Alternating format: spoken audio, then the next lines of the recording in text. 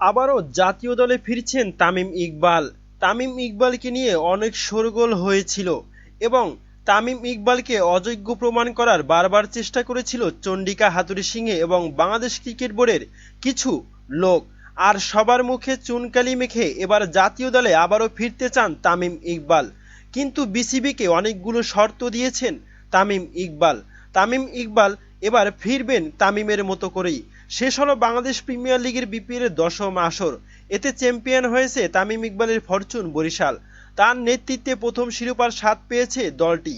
আসরে ব্যাট হাতে দলের কাণ্ডারি হয়ে একাধিক ম্যাচে বরিশালের জয়ের নায়ক ছিলেন তামিম। তবে 15 ম্যাচে 492 রান করে সর্বোচ্চ রান সংগ্রহ হওয়ার পাশাপাশি জিতেছেন টুর্নামেন্ট সেরার পুরস্কার। তামিম ইকবালের এমন পারফরম্যান্স বলে দেয় জাতীয় দলের জন্য এখনও কতটা প্রয়োজনীয় তিনি। তবে জাতীয় দলে তামিম ইকবাল ফিরবেন কিনা তা নিয়ে এখনও চূড়ান্ত কোনো সিদ্ধান্ত হয়নি। তবে আলোচনা শুরু হয়েছে, যেটি তামিম নিজেই নিশ্চিত করেছেন।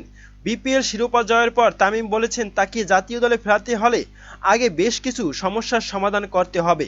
তামিম ইকবাল বলেন, আমাদের মধ্যে জালাল ইউনুস একটা যোগাযোগ আছে। আমি আগামীকাল আজ দেশের বাইরে চলে যাচ্ছি, আশা করি আসার পর আমরা আবারও আসব। আমি একটি জিনিস পরিষ্কার করতে চাই, আমাকে ফেরাতে হলে বেশ কিছু নিয়ম এবং বিষয় আগে ঠিক করতে হবে, নয়তো শুধু এসে খেলার কোনো পয়েন্ট নেই। কারণ আমি কেরিয়ারের এমন এক স্টেজে আছি, হয়তো 2 বছর খেলবো। ওই কথাগুলো ওনাদের সঙ্গে বলতে হবে। তামিমের পারফরমেন্সের সবসময় মুগ্ধতার কথা ছিল বিসিবি সভাপতি নাজমুল হাসান পাপনের কণ্ঠে। ফাইনাল শেষে মাঠে এসে তামিমকে অভিনন্দনও জানান পাপন। বিসিবি সভাপতি ছাড়াও বোর্ডের অন্যান্য শীর্ষ কর্তারা তামিমকে অভিবাদন জানান। গত বছরের আগে জাতীয় দল থেকে অবসর নিয়েছিলেন টাইগার এই ওপেনার। এরপর প্রধানমন্ত্রীর হস্তক্ষেপের দলে ফিরলেও বিশ্বকাপ দলে ছিলেন না তিনি। এতে তামিম ইকবালের আন্তর্জাতিক ক্যারিয়ারের ইতি দেখে ফেলেছিল অনেকেই। তবে এবারের বিপিএলে বদলে দেবে অনেক কিছুই। সেই জেদি কি খান সাহেবের এমন জ্বলে ওঠা? এ বিষয়ে তামিম বলেন, আমি এভাবে ভাবিনি। যদি এভাবে ভাবতাম যে জবাব দিতে হবে, তাহলে হয়তো আরও ভালো করতে পারতাম না। আমি জিনিসটা ভাবিনি যে জবাব দিতে হবে। আমার ক্যারিয়ার যদি 3 বছরের হতো তাহলে চিন্তা করতাম জবাব দিতে হবে।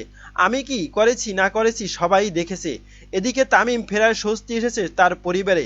ড্যাশিং এই ওপেনার জাতীয় দলে ফিরুক বা নাই ফিরুক, তিনি যে অপরিহার্য সেটি প্রমাণ হওয়াতে খুশি তার চাচা বিসিবি সভাপতি আকরাম খান। আকরাম খান বলেন, তামিমকে নিয়ে আসলে বলার কিছু নেই, কারণ সে পরীক্ষিত এবং 16 বছর ধরে সে দলের জন্য কাজ করে আসছে। তবে তামিম আমার পরিবারের সদস্য, তাই তার এমন পারফরমেন্স তো বাড়তি কিছু আনন্দ দেই। কিন্তু প্রিয় দর্শক, এখানে তামিম ইকবাল একটা কথা পরিষ্কার করেছেন যে কিছু বিষয় আলোচনা করতে হবে, না হলে আমি ক্রিকেটে ফিরতে পারবো না। কিছু বিষয়টা কি?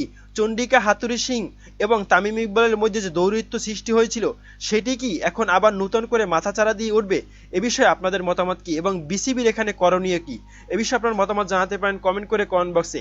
এবং তামিম ইকবাল খান আগেই বলেছিল যে চন্ডিকা হাথুরুসিংহে যদি কোচ থাকে বাংলাদেশের, তাহলে আমি কখনোই বাংলাদেশ জাতীয় দলে ফিরবো না এবং ফিরতে চাই না, এবং আমি আর কখনোই তাহলে ক্রিকেট খেলবো না।